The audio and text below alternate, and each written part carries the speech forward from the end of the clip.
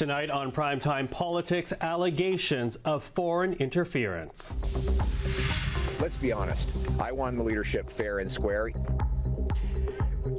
A Globe and Mail story dominates the third day of this election campaign, citing unnamed sources who claim agents of India helped to get Pierre Poilievre elected Conservative leader. Coming up, we'll hear how Poilievre answered questions today on the issue and also hear what the other parties are saying as well. This is Primetime Politics. Hello, everyone. I'm Michael Serapio. The issue of foreign interference was front and center on this third day of the federal election campaign, with the Globe and Mail reporting the following, quote, agents of India and their proxies allegedly meddled in the 2022 election of Pierre Poilievre as Conservative Party leader as part of a larger effort to cozy up to politicians of all parties. Now, in reporting that, the Globe and Mail cites an unnamed source who the outlet says had national security clearance. And the Globe and Mail goes on to say CSIS learned that Indian agents raised money and organized to help Poilievre's leadership bid. To that issue, take a listen to what we heard from the Conservative leader today. First of all, let's quote from that Globe and Mail article. I'm going to quote here. CSIS also did not have evidence that Mr. Poilievre or members of his inner circle were aware of these alleged actions. Then I'm going to quote the Hogue Commission, and I quote, the Commission heard testimony about allegations of the government India interference in the Conservative Party leadership race. CSIS witnesses noted that they had no reason to believe the impacted candidates would have been aware of the alleged support. Let's be honest. I won the leadership fair and square. Even my political competitors, like Mr. Patrick Brown, have publicly testified under oath that that was the case. Now, the Liberal leader was also asked about potential Indian interference and whether or not it had anything to do with the Liberal Party's decision to disqualify former Liberal MP Chandra Arya from running in this election. Mr. Carney is now running in the riding once represented by Mr. Arya. He did not go into such great detail, but this is what he had to say to the issue of foreign interference. President Trump, I find it beyond baffling.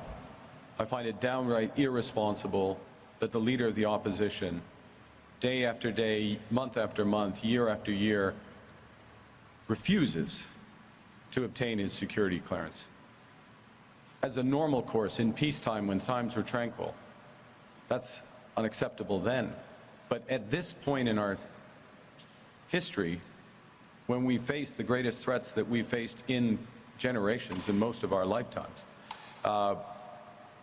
he has to answer for that. Well, with that, let's bring in three people who know a thing or two about running election campaigns. Michele Cadario is the CEO of Vanguard Strategy, a former national campaign director for the Liberals. Cheryl Oates is a principal at GT and most recently campaign director for the Saskatchewan NDP. And Jordan Paquet, vice president at Blue Sky Strategy Group, deputy campaign manager, or was deputy campaign manager for the PEI-PC party in the last provincial election. Hello to the three of you. Hello, Michael. Hello. Hi. Hi. So listen, I got to start with the question, how bad is this kind of story for Mr. Poilievre and really for any political leader? Because, on the one hand, the Globe and Mail is very clear and in that they say that there's no evidence to suggest that Mr. Poilievre nor his inner circle knew that this alleged foreign interference was happening. But on the other hand, it was to his benefit, allegedly, not to his hindrance. How bad is the story, Michele? Well, most importantly, it's the last day on the campaign. Mr. Poilievre is answering for something that he doesn't want to. Instead of putting forward whatever it was that he had planned to say today, he is instead having to answer to this allegation. And I think that, the substance of the issue, while really serious, and it is quite unfathomable why he doesn't have a security clearance and why he hasn't just gone and gotten one. But that really speaks to responsibility and leadership. And that is what the test is right now. That is what the election is all about. Who is the person who's going to stand up for Canada? And who is the person who will take responsibility as it's needed to get the knowledge that they need to have so that they can make the right decision? And in this case, Poilievre, for some curious reason, has chosen to stay in the dark. And all he can say is that I'm doing it so that so that I can still be partisan, essentially, and still kind of say things that I know are probably not true, but I won't be hampered by any kind of public security clearance. So again, it's a huge distraction, and it's not what they need. Cheryl, what would you say to the question? Yeah, I think that for regular people watching this, it does seem a bit weird. Like, of course, Pierre Poilievre didn't know about this interference. He doesn't have the clearance to have learned about it even after the fact. And in normal times, just as Mark Carney said, and I find this very compelling, in normal times, it would be weird for the leader of the opposition to not get security clearance, to not want to know what the threats against Canada's economy and our country are. But at these times, when we are facing such incredible threat, when we are facing threat from our neighbors, when we are, talking about economic force and annexation, during an election period, it seems unfathomable to say that you are a serious contender to want to lead a party and not want to be privy to that really, really important information. So I think for people across the country, this is damaging for Pierre Poilievre. I think it looks like he has something to hide, and I think he just does not look like a serious contender for this job. Jordan? Yeah, I don't think so. There's nothing new here. This story has already been told back before in December that there was potentially something happening in this leadership campaign, as there were for other ones. What this clearly was on a campaign side was an attempt by the Liberals to change the channel. They saw the last 2 days Pierre Poilievre was out with strong affordability messages. They didn't like that. They didn't like where this was going. They wanted to keep this campaign solely on the issue with Donald Trump. The Conservatives were trying to pull it back towards the affordability message, and then so they tried to do this. So let me get this straight. They won't brief the leader of the opposition on certain things, but they'll go and brief the Globe and Mail on it. I think this is an inside the Queensway story that will quickly go away quite quickly. It hasn't added up. It's only seems to be Liberals that are talking about the security clearance issue. He's had clearance before. He's obviously going to have it again. It's a non-issue to me in the rest of the campaign. This was just a distraction. Well, you use the word distraction, and it's interesting because what happened in response to it, Pierre Poilievre, he did say what we just heard, but he added on to that because he tried to take the focus off of himself and essentially put the focus onto Mark Carney, raising a potential story. Take a listen to, in addition to what we heard from Pierre Poilievre today. So, for example, if they'd given me some kind of cursory briefing on China, then they would say, oh, you can't go talk about the fact that Mark Carney went off to Beijing and had meetings where he had secret talks with top government banking officials, after which a government bank gave his company a $250,000 loan, a loan that his company still owes, and a company in which he's still invested, meaning that he is the most compromised and conflicted leader our country has ever seen.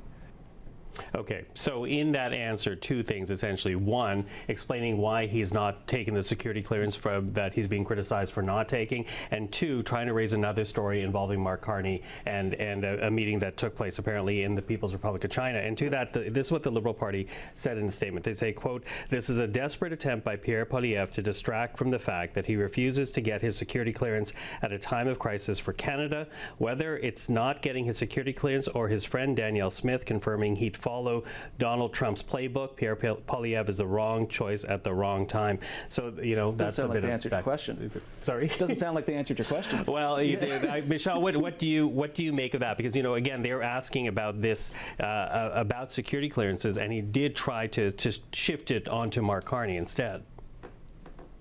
Well, I think he's desperate to get onto his own footing, for sure, and he's still trying to find something that might stick. He's in the unfortunate circumstance where he's never had a private sector job, so he doesn't really understand the private sector, and is trying to throw some darts at someone who was actually quite successful in the private sector and who has nothing to hide, put everything into a blind trust. And, whatever kind of connotation that he was trying to suggest that was going to somehow mute him because he didn't get some kind of a security clearance, it's clearly just nonsense. They've had a couple bad days. He failed to stand up to Danielle Smith. In the eyes of Canadians, I would suspect that they're thinking, can't stand up to her. I highly doubt that you're going to be able to stand up to Donald Trump. And I think that that's what they're really faced with. They're in they're completely being squeezed, and they don't know how to get their footing. And so throwing mud at the wall and throwing mud back is kind of what the opposition research folks on all sides and in all parties live for, is to see their stories hit the media of the day. But I don't think that Canadians will be distracted, quite frankly, from many of these stories. Cheryl? Yeah, I think the Liberals just teed this one up, and the Conservatives just hit the ball for them. If the Conservatives did not want to be talking about these issues today, they should have stopped talking about these issues today, because Pierre Poilievre offered like a very detailed, somewhat convoluted, tough story for Canadians to follow about why Mark Carney is just as dangerous as what he's saying Pierre Poilievre is. Like I said, tough for Canadians to follow. And then hit it right back to the Liberals for them to just offer a very succinct response saying Pierre Poilievre won't get his security clearance at a time when our country is facing economic threat. Like, it's a much tighter message for the Liberals. It's a much more believable message from the Liberals. And the other problem is that Pierre Poilievre's messaging does appeal to a certain group, but it appeals to the people that he already has. It appeals to his base. And if the Conservatives want to be successful in this election, they need to start talking to those disenfranchised Liberals, the ones that they had previously held. They need to talk to the New Democrats. They need to talk to the politically homeless. And that kind of really conservative messaging just doesn't appeal to those folks. Jordan? But yeah, look, this is an issue that has knocked the Liberals off before, and if they want to start to go down this rabbit hole, I'm sure the Conservatives are very willing to. As I've said before, Mark Carney's financial assets and lack of disclosure is going to be his Achilles heel at some point during this election. There's only a matter of time before journalists do start asking questions about it. And also, even on the foreign interference thing, we haven't heard them describe Chandra Arya. How is he able to sit in the Liberal caucus for 10 years and now suddenly he's not good enough to run for leader? He's not good enough to sit in as MP. So we haven't heard the end of that particular story, but it does, it will raise additional questions about Mark Carney's disclosures of assets. He hasn't been out there. Canadians don't know enough about him yet on those things, and I think Conservatives are right to ask those questions. You know, I do wonder, you know, because this story comes out day 3 of the campaign. It essentially takes the oxygen out of the room in terms of any kind of policy announcement that was being made. Is this the type of election that we're in for? It's going to be a short one, but is it going to be this one with a lot of lobs and volleys being thrown by all sides, Michele? Without question, it's going to be nasty, and that's kind of just the pace of regular campaigns.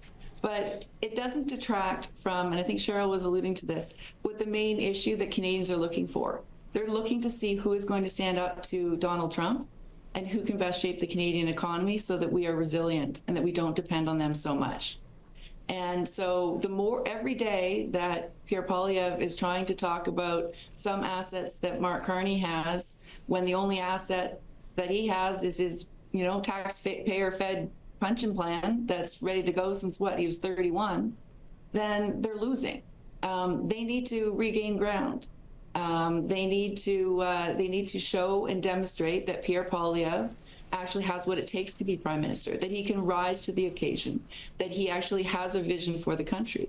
And the more he's mired in guck and kind of throwing it himself, the more problematic it's going to be for them. Okay, I'm going to go to Jordan because I hear a lot of wrestling to the to the right of me here. So, look, the message is coming back to affordability. No matter what is happening with Trump, Canadians still can't afford to buy a new home. They're still having trouble affording groceries. These are issues over the last 10 years that has been on the Liberals, and Mark Carney has been their economic advisor, which is what the Conservatives are going to point out. So none of that's going to go away. It's not going to be about who can manage Trump. It's about who can make the economy more resilient. That's what Conservatives were talking about for the first 2 days. Liberals were getting angry that was starting to collect a bit of steam, and then tried to throw out an old story into it today just to kind of muddy the waters. But yeah, I think we'll be on to new things tomorrow. Okay, Cheryl, last word to you.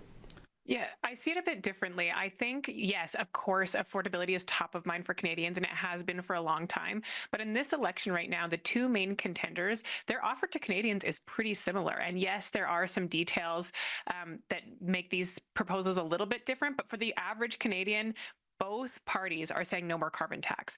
Both parties are saying you get a tax cut. Both parties are saying no GST on $1 million homes. So that essentially neutralizes the conversation around affordability. You want things to be cheaper? Both parties are offering something cheaper. And that is a tactical move from the Liberals to say, let's take affordability off the table in terms of which party is going to save you more money and make this election about who is best placed to take on Donald Trump and take on the United States at a time when our country is under threat. So I think they're doing that quite skillfully.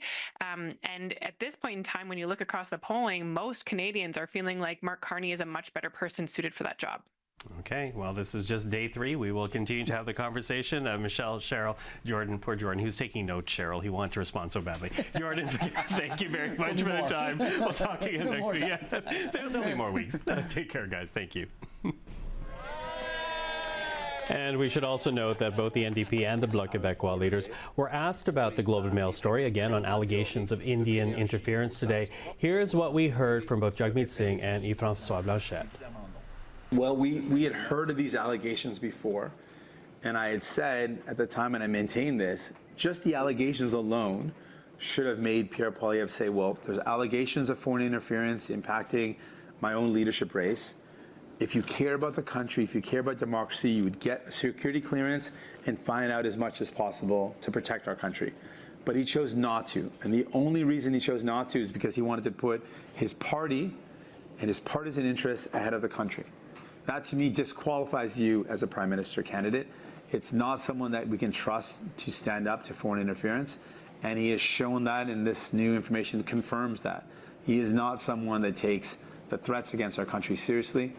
And it is not someone that we can trust to be the Prime Minister. Speaking about manipulation without care, we cannot prove, but we tend to believe that there might have been some Indian intrusion in the Pierre Poilievre's campaign in order to become leader of the Conservatives. I do not know. I read as you do. We believe that the Liberals were very close to Beijing. We believe. We do not know. Some people that seem to know in the intelligence agencies in Canada were worried enough about that to give information to the Globe and Mail more than once. It must mean something.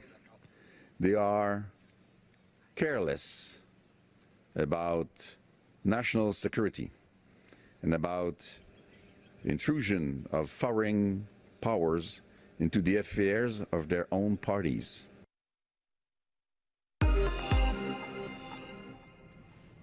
Well, let's continue the campaign coverage now with a focus on British Columbia. Jas Johal was a cabinet minister in the Christy Clark government. Before that, he was a local, then national reporter with Global News. These days, he hosts the Jas Johal Show on CKNW Radio in Vancouver. Jas, good to see you again. Thank you for joining us.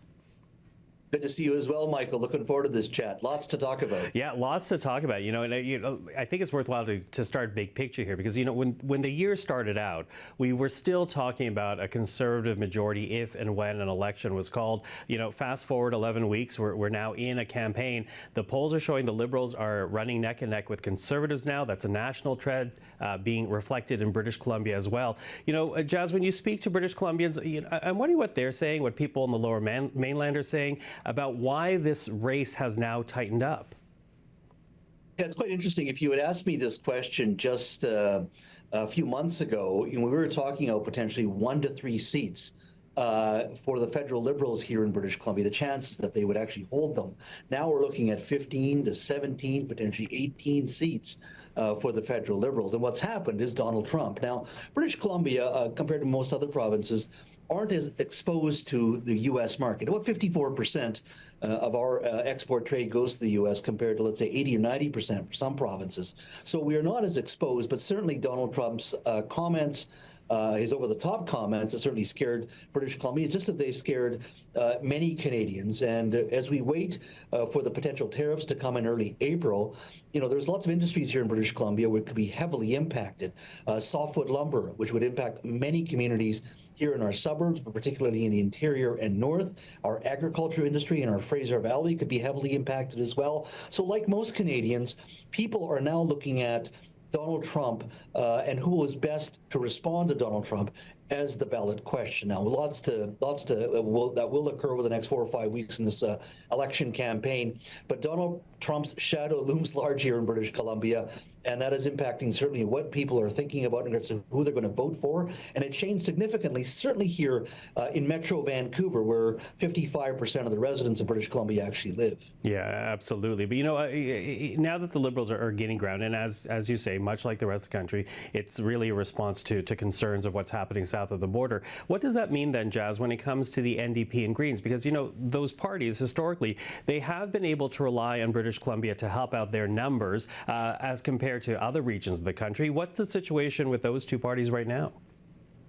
I mean, we keep talking about the Conservatives and Liberals in the front-runner race, but you ask a very good question. I think one of the themes of this story is what's going to happen to the NDP.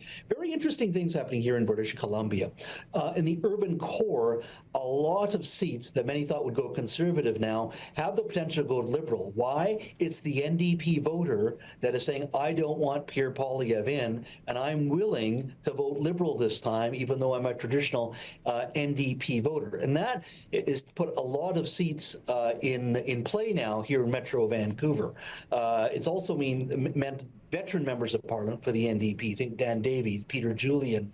Not that I'm saying they're going to lose, but their fight is going to be a lot tougher now in some of these traditional NDP ridings. So in the urban core, the NDP is leading votes to the Liberals at this moment. What's very interesting also is what's happening in rural communities, particularly on Vancouver Island, where you're seeing sort of a replay of the 1990s, where you had that traditional blue-collar NDP voter that was a member probably of a private sector union.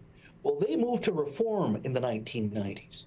And since then, they've moved back. But we're seeing the same phenomenon once again, where you got blue-collar, small-town, private sector union members now voting potentially for the Conservatives. So the NDP is losing votes, not just on from the Liberal side, but also to the Conservatives as well. So I've heard talk of potentially Jagmeet Singh not being able to hold his seat. Still lots of time, don't get me wrong. But the NDP are struggling on the left and the right flank. And I've heard, them holding potentially even 1 to 3 seats. So this is a fight for their lives, certainly here in British Columbia. Yeah, a really interesting trend when you lay it out like that, Jas. Listen, let's also talk about Gregor Robertson, of course, former mayor of Vancouver, just announced the fact that he will be running for the Liberals in the riding of Vancouver, Fraserview, South Burnaby. What does that do to the morale of the Liberals and also the other parties that are trying to gain ground in the Lower Mainland? Well, I think it's a shot in the arm for the Liberals. Anytime you bring in a high-profile candidate, it fires up the team. It speaks the ability of the party to attract big names. And, whether you vote for Gregor Robertson or not, you know what he stands for. He's a big proponent of big cities playing a role in the fight against climate change. He also provides the Liberals a certain protection from the left-wing flank of their party. Now, the Prime Minister Carney's already said he is getting rid of or has gotten rid of the consumer carbon tax. They still need to speak to that center-left part of their party. And I think with the addition of Gregor Robertson, it actually provides them with some protection. And it says to voters, look, we still care about climate change. This is a big issue for Canadians, especially urban Canadians. And guys like Gregor Robertson are going to be advocating for that and advocating for fighting climate change with policies. And that's a good thing. So it's a shot in the arm for them. It's not the be-all and end-all, of course. But the question is, at the end of the day, if it's about Donald Trump, well, it's helpful for the Liberals. But I would say one thing, that doesn't matter if you're Gregor Robertson or not, the support for the Liberals, I would argue, is still soft. This could change. Canadians are kicking the tires. They think they like what they see, but they haven't made that final decision. So there's a caveat there, and I would not remotely count the Conservatives out. Okay, well, and we are watching, and we'll reach out again. But for now, Jas Johal, appreciate the time. Really good to see you again. Thank you for this. Hey, likewise. Good to chat. Always good to speak to Jas. So listen, before we go tonight, one last look now on what was said in today's Leaders Tour beginning in Halifax, where the Liberal leader addressed his priorities for defense and national security. Today, I'm announcing my plan to rebuild, reinvest, and rearm. We will expand the capabilities of the Navy with new submarines and additional heavy icebreakers to defend the North. We will deliver an unprecedented acceleration of investment in our armed forces so that we can defend every inch of our sovereign territory, while helping to support and defend our allies abroad. As for Conservative leader Pierre Poilievre, he was just north of Toronto in the city of Vaughan earlier today, promising to take the federal tax off of certain home sales. I'm announcing that a new Conservative government will put Canada first by taking GST, the federal sales tax, off of all homes under $1.3 million. We will axe the tax so that every Canadian can buy a new home tax-free. That will spark 360,000 extra homes every single year, boost our GDP by $2.5 billion, create tens of thousands of jobs for our builders right behind me, and also for our forestry workers who will get back out into our forests, harvesting our wonderful lumbers, turning towering timbers into 2x4s that will uphold these wonderful homes. We'll build Canadian homes with Canadian lumber, Canadian trades workers doing the job. This will mean a savings of up to $65,000 on a new home, or $3,000 less in annualized mortgage payments. To the NDP leader now, as Jagmeet Singh was in the riding of Toronto Centre today, where he addressed the issue of housing insecurity. My commitment is, we're not in it for large corporate landlords. We're not in it for the CEOs. We're in it for you. We're in it to fight for you. I'm going to fight like hell to make sure you don't have to live in that fear and that worry that you're going to get rent evicted. We're going to do everything possible to protect families, to protect folks, to protect real people, not the billionaires. They do not need any more protection. We need to protect actual people that are living in this city, and that's my commitment with an incredible candidate like Dr. Green. With my team, we're going to fight for you. And finally, the Energy East pipeline was the focus this morning for Bloc Québécois leader Yves-François Blanchet. The project died in 2017, but there has been talk of reviving it. Blanchet repeated his opposition to the project, saying in French, the pipeline would traverse hundreds of waterways in the province, and he would oppose it as much as he opposes Quebec signing onto the Canadian Constitution. And that is Primetime Politics for this Tuesday. I'm Michael Serapio. For everyone here at CPAC, thank you for watching. Primetime Politics is back as we continue to cover the election campaign for you. We'll see you again tomorrow, and until then, take care.